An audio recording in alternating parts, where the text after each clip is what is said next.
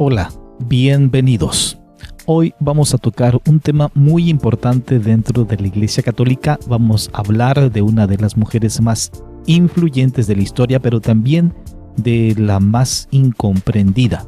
Durante siglos el arte, la literatura y la voz del pueblo nos entregaron una imagen grabada a fuego, la de una mujer pecadora, una prostituta arrepentida que lloraba a los pies de su maestro. Pero, ¿qué pasaría si les dijera que esa historia no está en ningún documento antiguo? ¿Qué pasaría si la imagen que tenemos de ella fuera el resultado de un error de interpretación que duró 1400 años?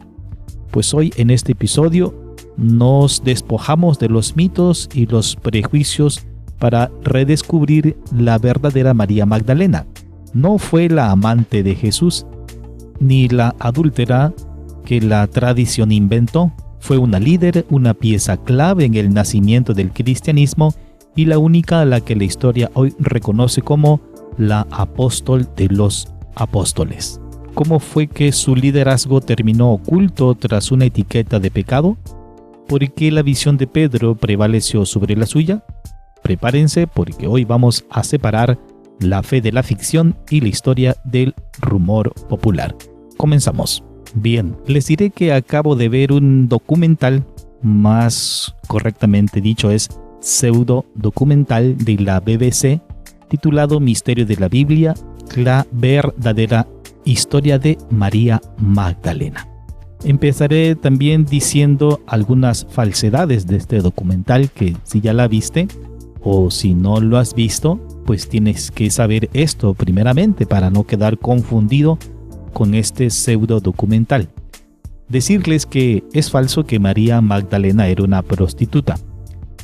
Es falso también decir que María Magdalena besó a Jesús en la boca. Es falso también decir que los evangelios de Tomás, Felipe y Pedro no están en la Biblia porque según no apoyaban la doctrina de la Iglesia Católica.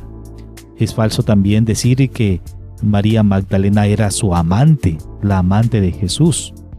Es falso también decir que creer que los libros apócrifos dicen lo que hizo Jesús. Más bien, estos libros apócrifos dicen cómo pensaban la gente de ese tiempo, no lo que hizo Jesús. Pero en este pseudo documental tratan de hacer creer que los libros apócrifos dicen lo que hizo Jesús y es totalmente falso. Es falso también decir que había una rivalidad entre María Magdalena y Pedro. También es falso decir que María Magdalena fundó la religión cristiana. Y falso también decir que la iglesia fue la que reinventó la imagen de María Magdalena como pecadora prostituta. Y es falso también decir que ella fue la que fundó la fe cristiana. Imagínense todos estos errores que se han encontrado en este pseudo documental que transmitió la BBC y que muchos católicos vieron y se quedaron con esta falsa idea. A continuación vamos a decir completamente la verdad al respecto de estas falsedades. Póngase cómodo porque vamos para largo. Empezaríamos dando respuesta a esta pregunta. ¿María Magdalena fue realmente prostituta? Pues basándonos en los textos bíblicos originales y los estudios históricos modernos, es que no hay evidencia de que María Magdalena fuera prostituta o adúltera. La idea de que era una pecadora etiquetada como prostituta nació de una confusión histórica que la Iglesia Católica ha corregido ya oficialmente. La imagen de María Magdalena como prostituta arrepentida se debe principalmente a una interpretación del Papa Gregorio Magno en el año 591 después de Cristo. En una famosa homilía, el Papa fusionó tres figuras distintas que aparecen en los evangelios en una sola persona. 1. María Magdalena, identificada como la mujer de quien Jesús expulsó 7 demonios y fiel seguidora desde Galilea. 2. María de Betania, hermana de Lázaro y Marta. Y 3. La mujer pecadora anónima, aquella que unge los pies de Jesús en el Evangelio de Lucas capítulo 7. Aquí encontramos estas tres figuras distintas que aparecen en los evangelios en una sola persona. Al unirlas, la tradición occidental asumió que los 7 demonios de María Magdalena eran sinónimo de una vida de lujuria o prostitución, aunque el texto bíblico nunca lo menciona así, como prostituta. Entonces, ¿qué dicen realmente los evangelios? Pues el Nuevo Testamento, María Magdalena nos dice que ella aparece con un rol muy distinto. Ella es una seguidora y líder, así aparece en los evangelios. Era una de las mujeres que acompañaba a Jesús y ayudaba a financiar su ministerio con sus propios recursos. Ahora bien, también los evangelios lo presentan como apóstol de los apóstoles, porque fue la primera testigo de la resurrección y la encargada de llevar la noticia a los demás discípulos. Y 3, fue una de las pocas personas que permaneció junto a Jesús durante la crucifixión. En 1969, la Iglesia Católica eliminó formalmente el apelativo de pecadora de los textos litúrgicos sobre María Magdalena, reconociendo que la identificación con la mujer de Lucas 7 fue un error. En 2016, el Papa Francisco elevó su memoria al grado de festividad, poniéndola al mismo nivel litúrgico que los apóstoles varones. Ahora bien, también no existe ninguna mención sobre un beso que le haya dado ella a Jesús en la boca. Obviamente no existen los evangelios oficiales, es decir, los canónicos de la Biblia, pero la idea aparece en un texto antiguo llamado el Evangelio de Felipe, un manuscrito gnóstico del siglo III que no fue incluido en el canon cristiano. En ese manuscrito, denominado Evangelio de Felipe, el pasaje clave tiene lagunas físicas, es decir, huecos en el papiro. Literalmente no hay palabra alguna, porque no existe palabra, está roto esa parte, no hay, se perdió. El texto dice literalmente: el Salvador amaba a María Magdalena más que a todos los discípulos y solía besarla a menudo en su... Y ahí se quedó. No dice nada. ¿Por qué? Porque las hormigas o las termitas o los animalitos de aquel entonces que comían papiros, pues se lo comieron, no existe. Y muchos supuestamente estudiosos, entre comillas, completan este espacio con la palabra boca. Es decir, que dice que solía besar a menudo en su boca. Otros sugieren que podría referirse a la frente, las manos o la mejilla. Pero como el sensacionalismo vende, es más fácil decir entonces que Jesús besaba a María Magdalena en su boca. Porque decir que lo besaba en su frente como que no es muy llamativo. Pero decir que Jesús besaba a menudo a María Magdalena en su boca, pues eso da noticia, da algo que vender. Entonces, aquí vemos pues cómo es que la BBC, al hacer este documental, lo que buscaba era sensacionalismo. Para los grupos gnósticos que escribieron estos textos apócrifos, el beso no tenía una connotación sexual o de pareja como la entendemos hoy, como la entienden estos supuestos estudiosos. Se trataba más bien de un acto espiritual.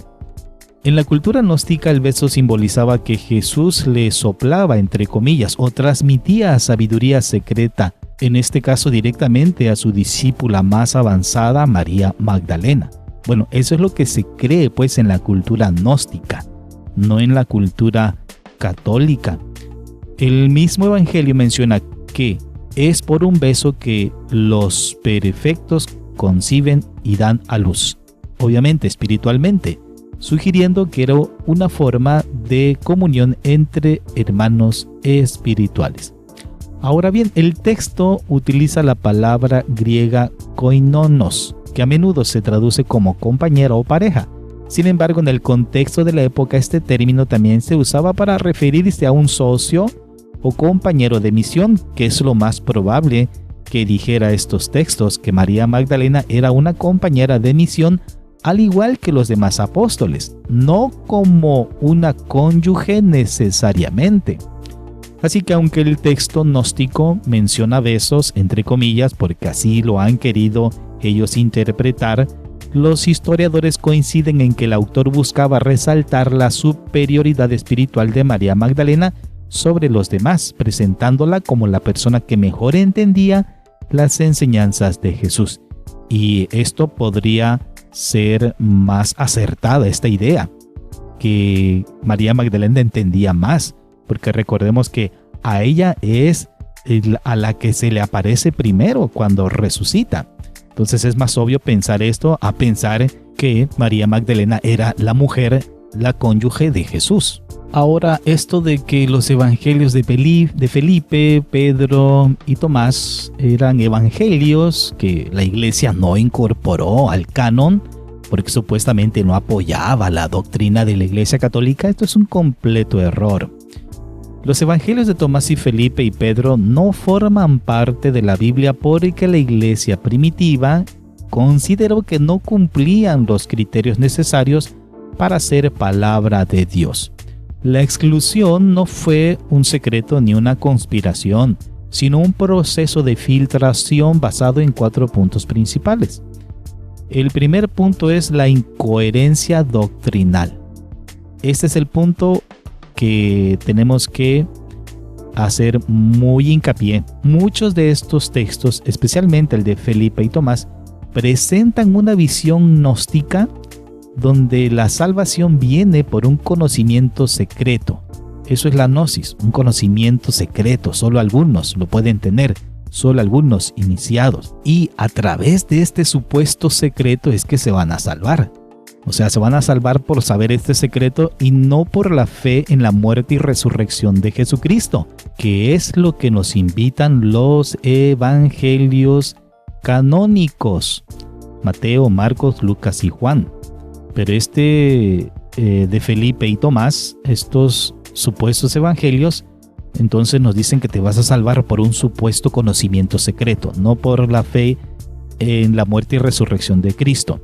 También el evangelio de Pedro, por ejemplo, fue rechazado porque sugería que Jesús no sufrió realmente en la cruz, una idea llamada docetismo.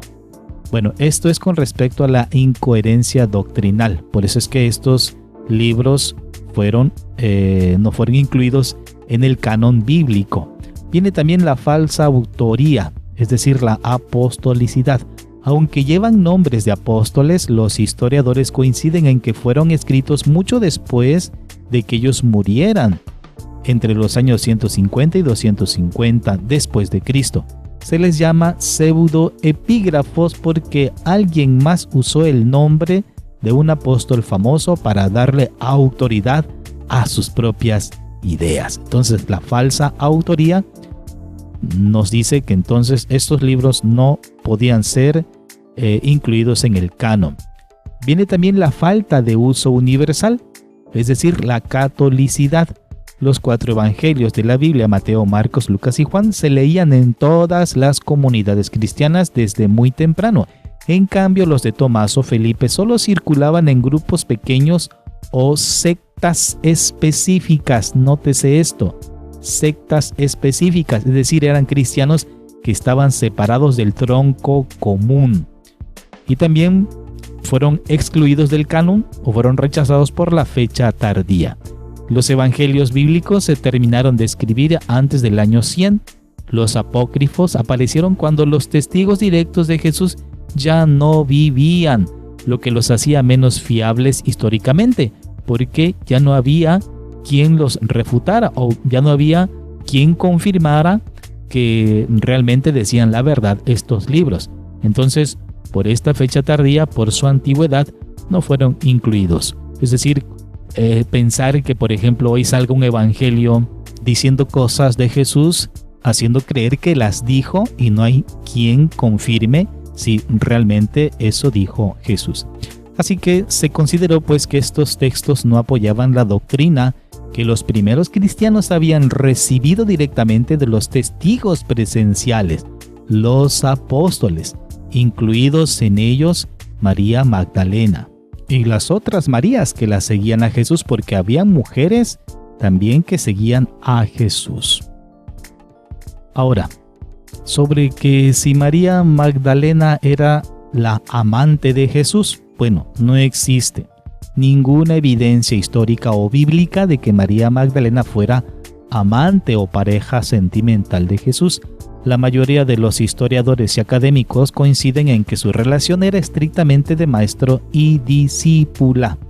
Esta teoría de que Jesús era, o que María Magdalena era la amante de Jesús, no proviene de la Biblia, sino de fuentes mucho más tardías y de la ficción moderna.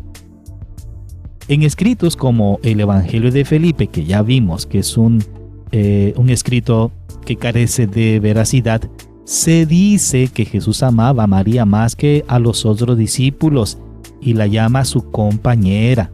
Sin embargo, para los gnósticos esto simbolizaba una unión espiritual, no física o romántica, pero actualmente algunos supuestos estudiosos dicen que al referirse compañera es que era su cónyuge. Esto es totalmente falso.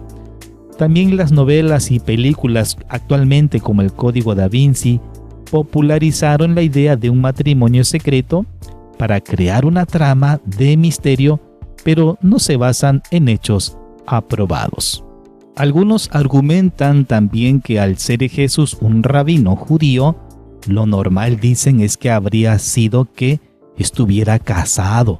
Sin embargo, no hay registros de ninguna esposa en los textos de sus contemporáneos. Lo que sí sabemos por los registros históricos y bíblicos es que María Magdalena ocupaba un lugar de honor y liderazgo entre sus seguidores, porque recordemos que era patrocinadora. Era una mujer con recursos que ayudaba a financiar el ministerio de Jesús. Tenía una lealtad extrema. Fue de las pocas personas que se quedó al pie de la cruz cuando los apóstoles varones huyeron por miedo. Y fue testigo clave. Fue la primera persona en ver a Jesús tras la resurrección, lo que le valió el título de apóstol de los apóstoles. Así que la idea de amante es una interpretación moderna de una cercanía espiritual que en su época fue simplemente la relación entre un maestro y su discípula. Ahora, ¿es correcto entonces decir que esos libros apócrifos carecen de credibilidad? Pues sí, desde el punto de vista doctrinal, estos libros no tienen credibilidad como palabra inspirada por Dios, porque hay contradicciones. Muchos enseñan cosas opuestas a los evangelios de la Biblia, por ejemplo, que Jesús no sufrió físicamente o que la salvación es solo para unos pocos, con conocimiento secreto. También presentan como escritos por Pedro o Felipe, pero los estudios afirman que fueron escritos mucho después de que ellos murieran. Así que si se presentan como escritos por ellos mismos, pues son falsas atribuciones.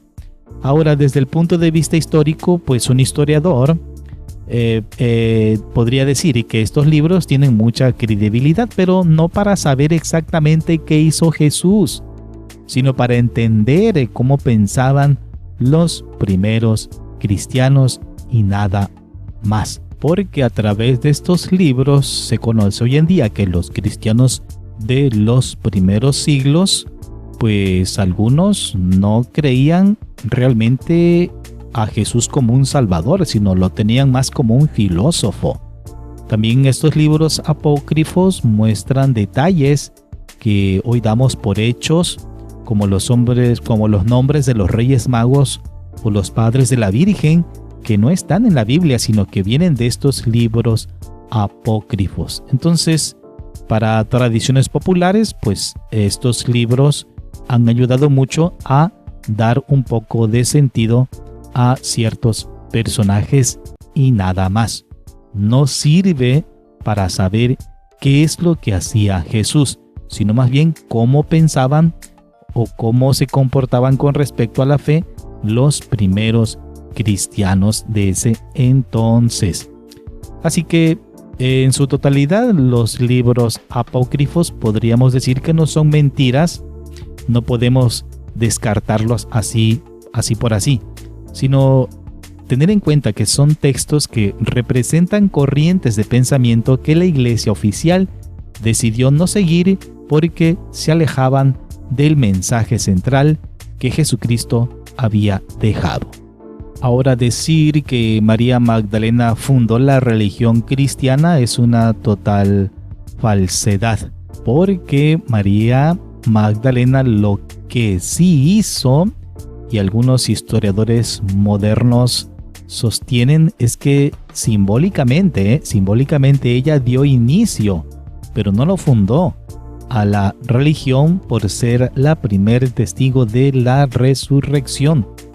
Porque existe un dogma central: el cristianismo se basa en la creencia de que Jesús resucitó.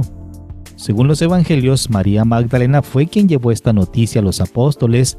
Sin su testimonio y persistencia, el movimiento de Jesús podría haberse disuelto tras la crucifixión. También se demuestra que hubo un liderazgo temprano, porque ella fue una de las principales seguidoras de Jesús y junto con otras mujeres sostuvo económicamente su ministerio. Pero lo más importante es saber que San Pedro es considerado como la roca sobre la cual Jesús edificó su iglesia y el primer líder oficial en Jerusalén. También San Pablo es visto por los historiadores como el gran arquitecto del cristianismo como religión organizada.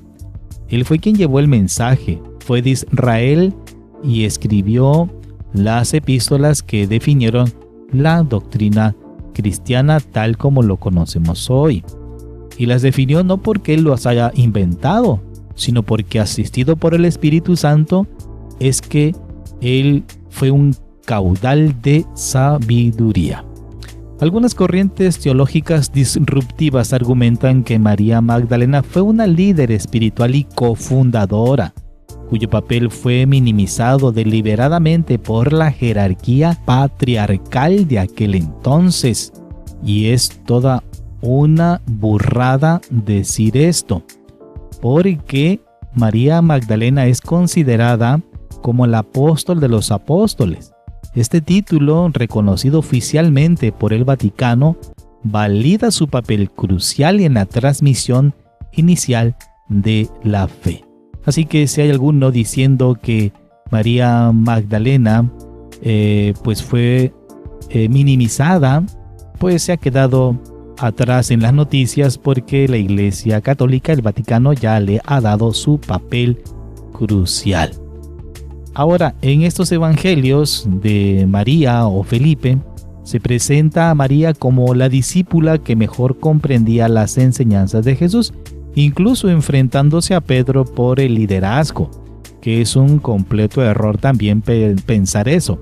Si bien no fundó la institución, María Magdalena, ella, al igual que los demás apóstoles, jugaron un rol principal en la historia para dar inicio a este movimiento cristiano que sigue hasta hoy en día y lo conocemos como Iglesia Católica. Fue una de las iniciadoras de este mensaje que poco a poco se fue consolidando con Pedro y Pablo, lo que dio origen a la religión cristiana tal como la conocemos hoy. ¿Qué pasó entonces? ¿Realmente se le dio este título de apóstol de los apóstoles a María Magdalena? Pues sí, fue el Papa Francisco quien le otorgó el reconocimiento más alto y formal en la historia reciente, aunque el título como tal existe desde la antigüedad. Este título ya ha existido y pues lo que hizo la Iglesia Católica es darle su reconocimiento histórico. Esto se dio en la elevación litúrgica del 2016, cuando el Papa, a través de la Congregación para el Culto Divino, elevó la memoria de María Magdalena a la categoría de festividad el 10 de junio del 2016. Esto es muy importante porque la puso a nivel litúrgico que los apóstoles varones. el decreto oficial se usó explícitamente el término apostolorum apostola, es decir, apóstol de los apóstoles. Aunque el Papa lo oficializó en el calendario romano, el término no lo inventó él. Proviene de Santo Tomás de Aquino en el siglo XIII, quien la llamó así porque ella fue la encargada de anunciar la resurrección a los mismos apóstoles, convirtiéndose en apóstol para ellos. El objetivo fue resaltar la dignidad de la mujer en la iglesia y reconocer que ella fue la evangelista de los evangelistas. Fue una manera de hacer justicia histórica, separándola definitivamente de la imagen de pecadora que le impuso, podríamos decir así entre comillas, el Papa Gregorio Magno siglos atrás. Y sobre la rivalidad supuesta que había entre Pedro y Magdalena, pues lo dicen los libros apócrifos, y si lo dicen ellos, pues no tiene relevancia histórica verídica. Hagan de cuenta que es una novela de lo que se tratan esos libros. Recordemos que en el contexto judío del siglo I, las mujeres tenían un papel muy limitado, no podían ser testigos legales, no debían estudiar la Torá y su esfera era estrictamente doméstica, pero Jesús viene y rompe con todo esto. Acepta discípulas, es decir, tenía un grupo de mujeres como María Magdalena, Juana y Susana que lo seguían públicamente, algo escandaloso para la época. Y Pedro aceptaba todo esto. Nunca en los evangelios canónicos se hace mención que Pedro se mostrara resistente ante esto. Entonces podríamos decir que no había rivalidad entre María Magdalena y Pedro. Las mujeres a Jesús las puso como prioridad. En el caso de María y Marta, Jesús defendió el derecho a María a sentarse a sus pies. El lugar tradicional de un estudiante varón, de un rabino, para aprender, se la dio a una mujer. También vemos la primera revelación, el hecho de que la resurrección, el pilar del cristianismo, es decir, de que Jesús está vivo, fuera confiada primero a mujeres.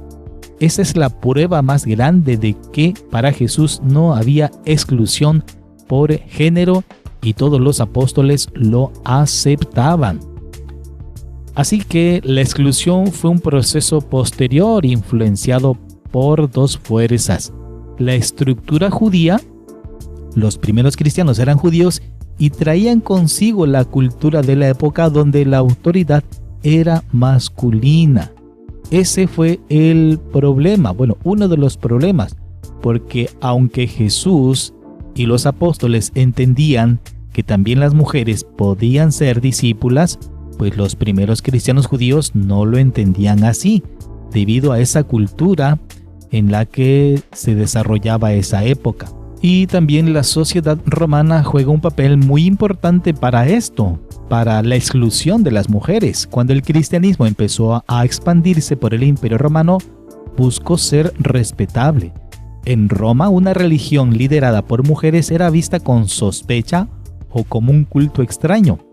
Para encajar y sobrevivir, la Iglesia adoptó estructuras jerárquicas similares a las del Estado romano, que era profundamente patriarcal.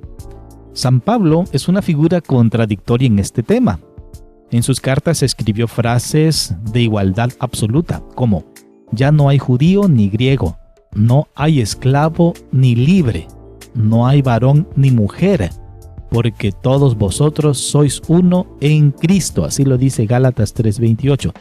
Sin embargo, en otras cartas o textos atribuidos a él aparecen las famosas prohibiciones de que la mujer hable en la iglesia, lo que refleja esa tensión entre el mensaje original de Cristo y la necesidad del orden social de aquel tiempo. Hay que entender bien esto, tenía que haber un orden social de aquel tiempo. Hoy ese orden social es muy distinto. En la iglesia católica la mujer tiene mucha participación.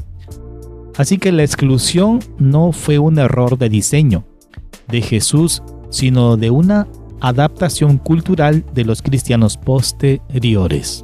podemos decir también que la iglesia, desde el punto de vista histórico y bíblico, nunca existió rivalidad o enemistad entre María Magdalena y Pedro, porque no hay ninguna carta crónica o registro del siglo I que diga que Pedro y María se llevaban mal o peleaban mientras Jesús estaba vivo o después de su muerte. La rivalidad aparece solo en esos libros o esos escritos del año 100 o 150 después de Cristo, donde los autores usan a Pedro y María como personajes para representar dos formas de pensar. Es como una metáfora. Pedro representa la ley y la jerarquía y María representa la intuición y el espíritu. Así lo presenta la literatura apócrifa. En los textos bíblicos sus roles simplemente son diferentes. Pedro es el líder de la comunidad externa, el portavoz, y María es la testigo de la cercanía íntima y la resurrección. En resumen, la idea de que se odiaban o eran enemigos es más una construcción de la literatura posterior y de la ficción moderna que una realidad histórica. Lo más probable es que hayan sido compañeros de misión con funciones distintas dentro del movimiento. También recordarles que es falso decir que la iglesia la reinventó como pecadora, prostituta, porque no existe documento histórico que lo afirme. Todo esto no tiene sustento en ningún documento histórico ni bíblico, porque para que algo sea históricamente aceptado se necesitan fuentes. Y en el caso de María Magdalena como prostituta, las fuentes dicen lo contrario. El silencio de los evangelios es una muestra. En ningún pasaje del Nuevo Testamento se dice que María Magdalena fuera prostituta o adúltera. Solo se menciona que de ella salieron 7 demonios, lo cual en la época se asociaba a enfermedades físicas o mentales, no a la moral sexual. También existe la confusión de los nombres. El error histórico se basó en unir los puntos de forma equivocada. En el Evangelio de Lucas aparece una mujer pecadora anónima en Lucas 7, justo antes de que se mencione a María Magdalena por primera vez en Lucas 8. El Papa Gregorio Magno asumió que eran la misma persona, pero hoy sabemos que son personajes diferentes. También existe la falta de pruebas arqueológicas o civiles. No existe ningún registro de la época que asocie el nombre de María Magdalena con el comercio sexual. Al contrario, el nombre Magdala sugiere que venía de un pueblo próspero de pescadores, y el hecho de que ella ayudara con sus bienes a Jesús indica que era una mujer con independencia económica, algo poco probable para una prostituta de la época. Así que con esto comprobamos que nunca la iglesia dijo que María Magdalena era prostituta. No existe documento alguno que lo pruebe. Aunque no hubieran documentos, la imagen de la prostituta arrepentida fue muy útil durante siglos por dos razones. La simbología servía para dar un mensaje potente sobre el perdón de Dios. Si Dios perdonó a una prostituta, puede perdonar a cualquiera. También como control social, tenemos que decirlo, reducir la figura de una mujer líder y poderosa a una pecadora perdonada ayudaba a mantener la estructura donde solo los hombres, los apóstoles en este caso, tenían autoridad espiritual legítima.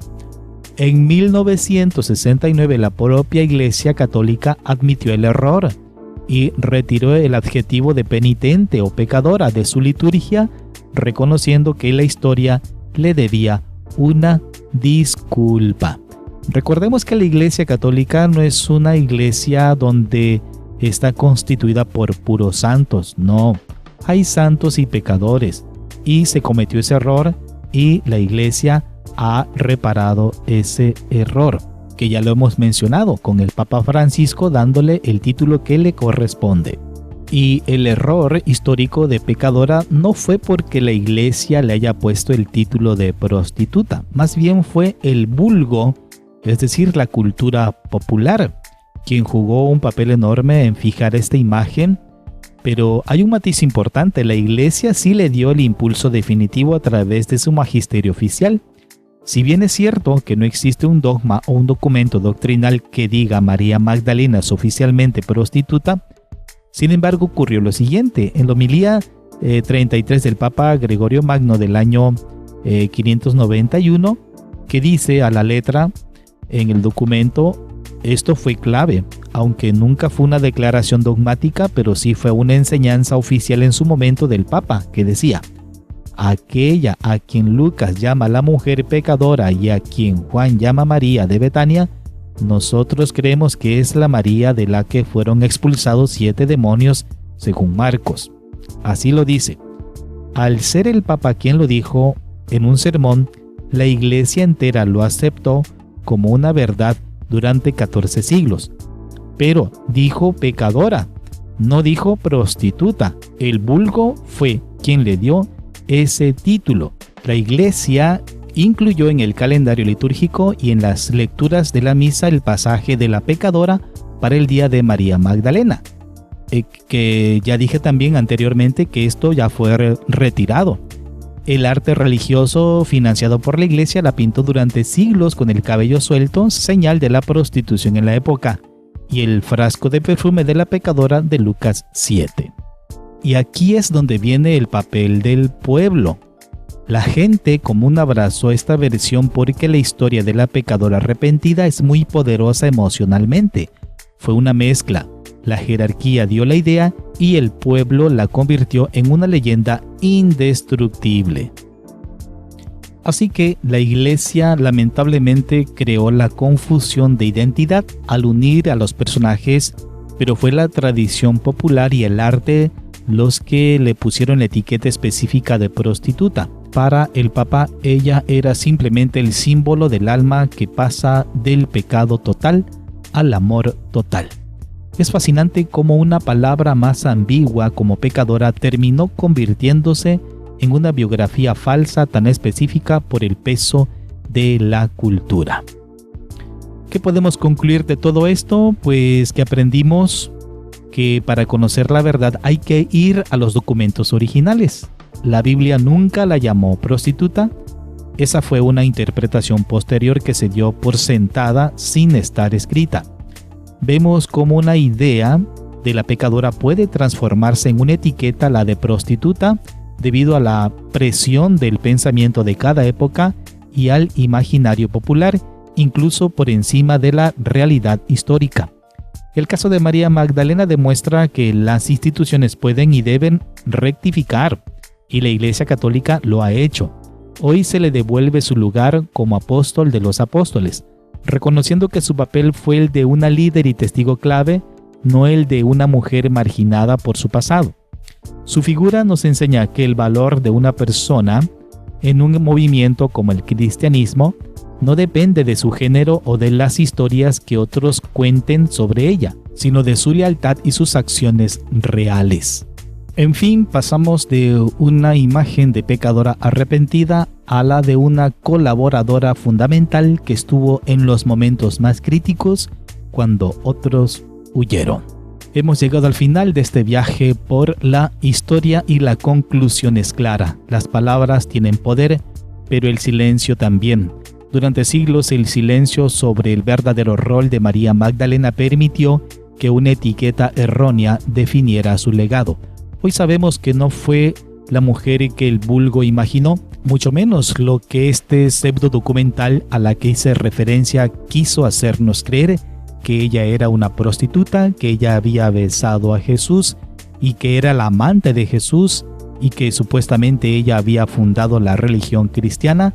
Todo eso es falso, porque ella, al igual que los discípulos, ayudó a la propagación del evangelio y ella fue la discípula que no huyó, la mujer que sostuvo el movimiento con sus recursos y la primera voz que se atrevió a decir que la muerte no tenía la última palabra. Eso es lo que debemos saber de María Magdalena. Al final la historia, aunque tarde, siempre termina por poner las cosas en su lugar.